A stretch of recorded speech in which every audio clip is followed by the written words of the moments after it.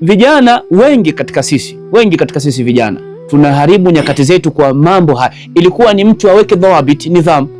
Saka unakuwa makini. Mathala swala ya alfajiri sinaswaliwa saa 11 na mathala na dakika 40.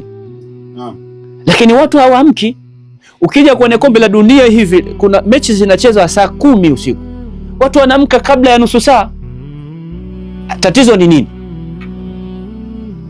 Vivyo hivyo tahajjudi mathalan, mida hiyo ya inayochezwa mechi saa 7, saa 8, saa 9 ni mida ya tahajjud. Mtu akiamka muda huu akamlilia Mungu, akamwomba Mungu, ana haja, mwanadamu ana haja na hakatikiwi na haja, na mpaka anakwenda kaburini akamweleza Allah subhanahu wa ta'ala, Mola, mina moja mbili, matatizo yangu ni hivi, akalia, akasoma Qur'ani, akaleta adhkari. Watu wanashindwa, lakini mechi inayochezwa saa 7, saa 8 yupo hewani. Leo unakuta ndani ya nyumba mzazi, labda baba na mama wamelala, watoto wanaangalia TV mpaka saa 8. Mtoto anatoka, baba anaingia, anatoka saa 3, muda ambao mzazi anaingia katika nyumba. Saa 4 tunaanza kikao. Kwani saa 5? Kuja saa 5. Wameongeza saa 1, wengine wameongeza masaa 2, saa 6. Sasa kuna watu wamekuja hapo, wameacha vitu, maana yake ni kufelisha mambo. Lakini kuna muda pia inatakiwa tufanye vitu vingine baada ya hiko. Tumeharibu tayari vitu. Kwa hivyo hii imeshaonekana ni kitu cha kawaida sana katika jamii zetu, kitu ambacho Mtume Muhammad sallallahu alaihi wasallama hakuwa nacho abadan, bal maswahaba ridwanullah ta'ala alaihim hawakuwa navyo hata kidogo. Umar radhiallahu ta'ala, wale vijana alivyokuwa fikira zao kwamba situpo mazingira ya msikiti. Lakini wewe mazingira ya msikiti unafanya nini? Mazingira ya msikiti mida ya saa 5. Okay, labda umeswali dhuha, baada ya hapo mnapiga story, mnafanya vurugu tu, mnazunguka, mnaenda mnarudi. Hakuna kitu kama hicho. Kwa nyakati hizi, nyakati zilizingatiwa na wajawema pia. Mwenyezi Mungu atufahamishe.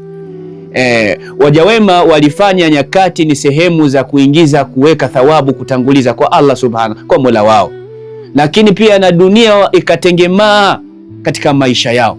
Mafundisho ya Mtume kwanza yanaonesha man kanatil akhirah hamma, yule ambaye akhira ndio itakuwa hima yake, anaitafuta akhira. Jambo la kwanza, jamaa Allahu lahu shamla, Allah atamkusanyia mambo yake yote, yatanyoka. Jambo la pili, wajaala ghinahu fi qalbi, atampa utajiri katika nafsi, katika moyo wake. Kwa hiyo hata kuwa mtu atatamaa, atapata kidogo, lakini kile kitaenda vizuri kwa sababu Mungu ameahidi atamnyoshea mambo yake na ataridhika pia kwa kila anachokipata. Jambo la tatu, atatuhu dunya wa hiya rahima, dunia hii itamuijia huku ikitambaa ikiwa dhalili. Labda tutafsiri hivi, yani mtu akielezwa kunako dunia, kuimiliki dunia, yeye anafahamu nini? Anafahamu ni kuwa na magari tu? Anafahamu ni kuwa na majumba tu? Anafahamu ni kuwa na utawala tu? Kwani ndugu yangu Muhammad, labda hujawahi kuona, hujawahi kusikia kuna mtu ana kila kitu kajinyonga? Mara nyingi zaidi nimesikia. Toib, haujawahi kusikia ni anamiliki kila kitu, lakini anatakiwa ale chakula kisichokuwa na chumvi au kisichokuwa na sukari au nishoka na sukari? Wapo wengi sana. Sasa huyu kaimiliki dunia au kamilikiwa na dunia? Kwa hivyo ndugu zangu, labda tuwe na ufahamu mzuri. Yani ukiwa na himma kufanya mema mazuri, kile unachokipata Allah atakinyoosha, mambo atanyoka, lakini hakitakuwa ni sababu ya wewe kudhurika. Mungu atufahamishe.